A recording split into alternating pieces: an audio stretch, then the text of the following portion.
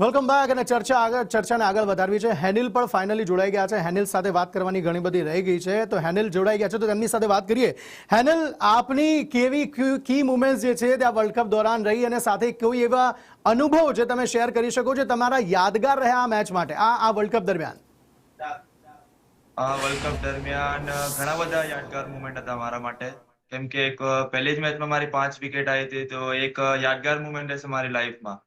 અને એક ડ્રીમ પણ હતું મારું, તો એક યાદગાર મુમેન્ટ એ છે. અને મારા જોડે બે એક્સપિરિયન્સ પ્લેયર હતા અને સર લોકોનો બી એક્સપિરિયન્સ હતો, એ શેર કર્યો. તો અમે એક એઝ અ ફેમિલી રહેતા હતા, તો એક સારું બોન્ડિંગ લાગ્યું. અને હેનિલ, તમે જ્યારે ઘરે પરત ફર્યા ત્યારનો માહોલ કેવો હતો તમારા સગા સંબંધીઓ સાથે, માતા પિતા સાથે, તમારા જે ઓળખીતા બાળકીતા છે તેમની સાથે, એ અનુભવ કેવો રહ્યો? એ ઘણો બધો એક શું કહેવાય કે સરપ્રાઈઝ એમણે કર્યું હતું, કેમ કે ઘણા લોકોને વલસાડ વાળા બધા એક્સાઇટમેન્ટ હતા કે હેનિલ આવે છે, વર્લ્ડ કપ જીતીને આવે છે, તો એ લોકો એક્સાઇટમેન્ટ હતા અને મારું એક સારું વેલકમ કર્યું. તો એ પણ મને એક સારું અને એક યાદગાર મુમેન્ટ રહેશે મારી માટે. અચ્છા, અને આ વર્લ્ડ કપ રમીને આવ્યા તે બાદ તમારામાં એઝ અ પર્સન, એક વ્યક્તિ તરીકે કોઈ બદલાવ આપ જોઈ રહ્યા છો ખરા? અને નેક્સ્ટ ગોલ હવે શું છે તમારો હેનિલ? હું વર્લ્ડ કપ રમીને આવ્યો તો ઘણા લોકો મને કહેતા હતા કે તું એક વર્લ્ડ ચેમ્પિયન પ્લેયર છે, પણ મને અંદરથી એવું કઈ ફીલ નતું થતું કે હું વર્લ્ડ કપ ચેમ્પિયન પ્લેયર છું. હું નોર્મલી જ રહેતો, જે પહેલા રહેતો હતો આવીને પણ એ જ. અને નેક્સ્ટ ગોલ એ જ રહેશે કે હું ઇન્ડિયા ટીમ માટે વર્લ્ડ કપ રમું અને ટીમ ઇન્ડિયાને જીતાડું, એવી હું આશા રાખું છું મારાથી. અને એક શું કહેવાય કે એક્સપેક્ટેશન લોકોને હશે, તો હું એ બધાથી એક્સપેક્ટેશનથી હું આગળ જઈશ. અચ્છા, પાકિસ્તાન સામેની મેચ વખતનો અનુભવ કેવો રહ્યો અને આપનો હવે નેક્સ્ટ ગોલ શું છે હેનિલ? પાકિસ્તાન સામે એક રમવું એક બહુ મોટી રાઇવલરી છે ઇન્ડિયામાં, તો અમે એક નોર્મલ બેસિક પર રમ્યા હતા, તો એનું રિઝલ્ટ બી મને સારી રીતે મળ્યું હતું. અને એક નોર્મલ રીતે રમતા હતા જે અમે બાકી બધી મેચો પણ રમ્યા, તો એ રીતે જ અમે એ વાળી મેચ પણ રમ્યા. અને નેક્સ્ટ ગોલ એ છે કે હું ઇન્ડિયા માટે રમું અને 100 વિકેટનો મારો જે ગોલ છે હું હાસિલ કરીશ. કોઈ સિનિયર પ્લેયર સાથે વાત થઈ હતી ખરી? તમને કોઈ સલાહ આપી જેને તમે અનુસર્યા એવું કઈ હેનિલ? હા, અમને સચિન સર જોડે, મતલબ કે એક તો લેજેન્ડ છે ક્રિકેટના, તો એમની જોડે વાત થઈ તો એ પણ કહેતા હતા કે પોતાના પર બિલીવ રાખો અને જે તમારું બેઝિક છે એક્ઝિક્યુટ કરો. તો અમે એ જ ટ્રાય કરી, તો અમને એનું રિઝલ્ટ સારી રીતે મળ્યું છે. બિલકુલ, અને રિઝલ્ટ મળ્યું પણ છે, દેખાય પણ છે, અને all the very best for next future Henil અને તમને ત્રણેયને. બિમલભાઈ, આપણે પ્લેઇંગ 11ની વાત કરવી છે, તો પ્લેઇંગ 11માં શું કોઈ આપ અત્યારે જે 2 મેચ જીત્યા છે આપણે, એ જ પ્લેઇંગ 11ને આપ કન્ટિન્યુ જોઈ રહ્યા છો કે એમાં કોઈ થોડો ઘણો બદલાવ આપ એક્સપેક્ટ કરી રહ્યા છો? થોડું આમાં ડિપેન્ડ વિકેટ ઉપર ડેફિનેટલી થાય છે, કારણ કે કોલંબો છે મે બી ટર્નિંગ ટ્રેક બનાવે તો they might think about third spinner.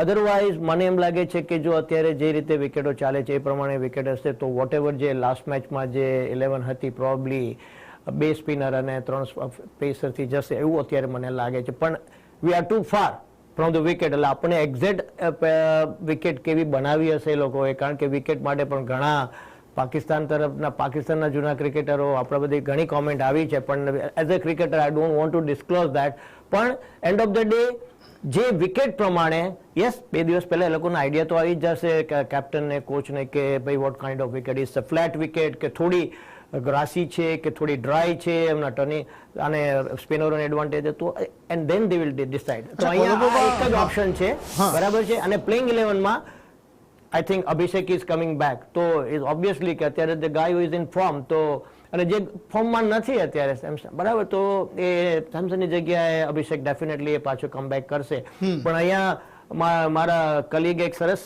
મને એને એડ કર્યું ફિરોઝે, કે જે મેં કીધું હતું કે આપણી ટીમમાં લેફ્ટ હેન્ડર બહુ છે. અહીંયા પાકિસ્તાન પાસે ઓફ સ્પિનર છે, તો અહીંયા કોઈ રાઇટ હેન્ડરને થોડો અપગ્રેડ કરીને કંઈક કોમ્બિનેશન એ લેફ્ટ હેન્ડર રાઇટ હેન્ડરનું રાખવાની ટ્રાય કરશે, એવું મને અત્યારે બેસી રહ્યું છે. કારણ કે તમે જુઓ પહેલા 4 જણા કન્ટિન્યુ લેફ્ટ હેન્ડર જ આવે છે, તો અહીંયા એ થોડો ઘણો ચેન્જ થશે. પણ જ્યારે પ્લેઇંગ 11ની વાત તમે કરો છો ત્યારે મને નથી લાગતું કે આમાં જો વિકેટ અત્યારે જે રીતે રમાઈ રહી છે એ રીતે હોય તો definitely the same wicket. Pakistan ત્યાં કોલંબોમાં જ રમી રહ્યા છે, તો એનું એડવાન્ટેજ પાકિસ્તાનને મળશે, કારણ કે બંને ટીમ પોતાના સ્ટેજ પર તો નંબર 1 પર જ છે, તો શું તેનું એડવાન્ટેજ પાકિસ્તાનને મળી શકે? તમે ના જ બોલજો, કારણ કે મારે ના જ સાંભળવું છે. શરૂઆતના ક્વેશ્ચનમાં મેં આ જવાબ આપને આપેલો કે અત્યારે પાકિસ્તાન ત્યાં જ છે. They are already there. A Exactly. લોકો જ્યારથી આવ્યા છે ત્યારથી રેગ્યુલર પ્રેક્ટિસ કરે છે અને મેચ રમે છે, તો દે નોઝ બેટર. અત્યારે એનો એટલે હું સ્લાઇટ હેન્ડ્સ અપર એટલે કહું છું as far as wicket concern, જે વિકેટ માટે યસ. પણ તમને ખબર છે, પણ હવે એ દિવસે પર્ટિક્યુલર દિવસે તમે કેવું એપ્લાય કરો છો એ પણ બહુ ઇમ્પોર્ટન્ટ છે. તમે કેવું રમો છો ક્રિકેટ, તમને યસ તમને ખ્યાલ છે ઇન્ડિયા કરતા અત્યારે Pakistan they knows more about the wickets, પણ એનો એડવાન્ટેજ લઈ શકે છે. પોઈન્ટ્સના મામલામાં તો આપણે તેનાથી ઘણા બધા આગળ છે. પોઈન્ટ્સમાં આગળ છે, નો ડાઉટ અબાઉટ ઇટ. પણ અહીંયા લુઝિંગ વિનિંગ ની વાત થઈ છે, ઇન્ડિયાને જીતવું છે તો મેક શ્યોર કે જસ્ટ ફોરગેટ અબાઉટ કે યસ પાકિસ્તાનનો અત્યારે એ પ્લસ પોઈન્ટ છે. મેં તમને કીધું પ્રેશર અત્યારે ઇન્ડિયા ઉપર છે, નોટ પાકિસ્તાન. હું ટ્રુલી બિલીવ કરું છું એમાં, કારણ કે જ્યારે તમારે પરફોર્મન્સ કર્યું, આજે મારી લાઈફમાં મેં 200 કર્યા હોય તો મને ત્રીજા મેચમાં પ્રેશર રહેવાનું જ કે ભાઈ મારે ફેલ નથી જવું. આ મને સરસ એક સ્ટાર્ટિંગ મળ્યું છે, why not I should go for third. તો એ જ વસ્તુ અહીંયા ઇન્ડિયાએ રાખવાની છે કે ભાઈ આપણું જે કન્સિસ્ટન્સી છે make sure it should be continue. તો અહીંયા યસ અત્યારે આપણી વેરી વેલ બેલેન્સ સાઇડ છે. I think it's very difficult for any selector કે અત્યારે કોચ અને કેપ્ટન માટે પણ ઇટ્સ વેરી ડિફિકલ્ટ કે સાલું આમાં કઈ ચેન્જીસ છે.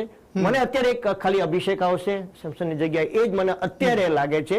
પછી નેવર નો, કંઈક વિકેટમાં કંઈક બે દિવસ પહેલા કંઈક ચેન્જીસ આવી જાય અને એવું લાગે. અને યસ ગઈકાલે મેં સાંભળ્યું કે ત્યાં વરસાદ પણ છે, રાઈટ, એટલે થોડો એનો પણ અસર થશે અને એ પ્રમાણે એ લોકો વિકેટની હાર્ડનેસ કેવી છે એના ઉપર એ લોકો બિલકુલ ગમે તે થાય, ગમે તે સર્કમસ્ટાન્સીસ કેમ ના થાય, પરંતુ આપણે બધાએ ઈચ્છવાનું છે કે ભાઈ ઇન્ડિયા જીતે અને આપણે બધા મળીને ભારત માતા કી જય કરીશું.